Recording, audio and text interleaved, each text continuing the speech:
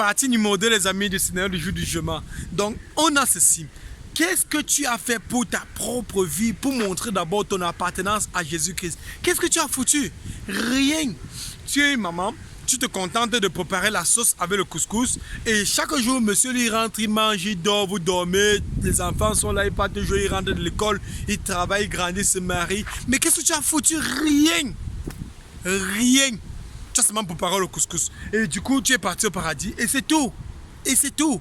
Et tu penses qu'à cause d'avoir bien pris soin de ton mari et des enfants, chose que ça te glorifie toi, Dieu va te donner accès à chez lui, juste pour ça, que tu n'as rien foutu pour lui. Il y a un gros problème là, il y a un terrible gros problème, pas seulement dans la tête, mais seulement encore plus dans le savoir de la connaissance de la personne de Jésus-Christ.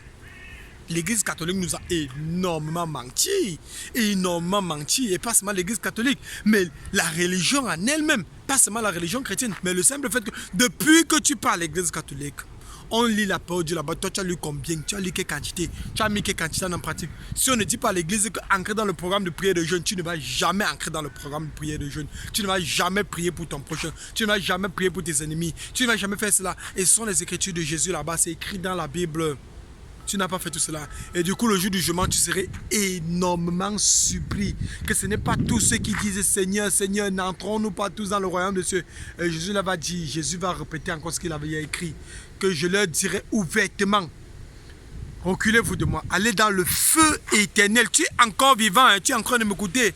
Tu as encore la possibilité de changer. Tu as encore la possibilité de faire la volonté de Jésus-Christ. Même si les gens vont t'appeler pasteur, ce n'est pas leur problème, ce n'est pas ton problème. On t'appelle pasteur, on t'appelle évangile, on t'appelle n'importe quoi, on t'appelle born again, ce n'est pas ton problème, tu t'en fous. Tu t'en fous. Tu fais ce que Jésus-Christ t'a demandé de faire, c'est tout. C'est tout. Et du coup, qu'est-ce qu'on a? On a le simple fait que tu veux être confortable, tu veux faire ce que les gens vont admettre, les gens vont prendre plaisir à voir comment tu es quelqu'un qui ne prend pas partie de la Bible à chaque place, dans toutes les places, tous les endroits que tu vas partir, tu vas montrer bien ton appartenance à Satan en ne pas prenant partie de Jésus-Christ. Tu vas faire bien comme Pierre a fait. Il a régné Jésus-Christ 3 fois. Dès qu'on lui a donné l'occasion, il a régné Jésus-Christ 3 fois. Et c'est ce que beaucoup d'entre nous ont fait. On part dans certains endroits, on ne peut même jamais. La Bible dit que tu es la lumière du monde. Comment se fait-il que la lumière du monde, dont tu es complètement lumière et tu es quasi dans un monde où les gens ne connaissent même pas Jésus-Christ, on ne parvient même pas à savoir que tu es chrétien. Tu travailles quelque part depuis 5 ans. Personne ne sait que tu es chrétien. Hey! Ah. C'est compliqué. Donc du coup, mieux laisse. Donc à la fin de la journée, c'est toi qui vas partir te placer là-bas le jour du jugement et ce serait ton oncle qui va se placer devant. Parce que tu as honte de ce que les gens qui s'en foutent de toi, dès que tu vas mourir, on va t'oublier après 3 mois. On va venir rendre visite à ta famille. Asia, ouais, il est mort. Asia, elle est morte. Asia. Mais après, on s'en fout de toi. On s'en fout de toi. J'ai vu les gens poster sur leur statut que quelqu'un est mort. Ils postent le programme des obsèques, le statut numéro 1.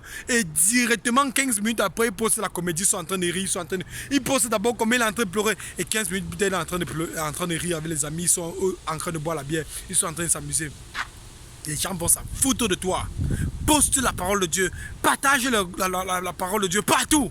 Et en foutre de ce que les gens vont dire. Que Dieu te bénisse vraiment.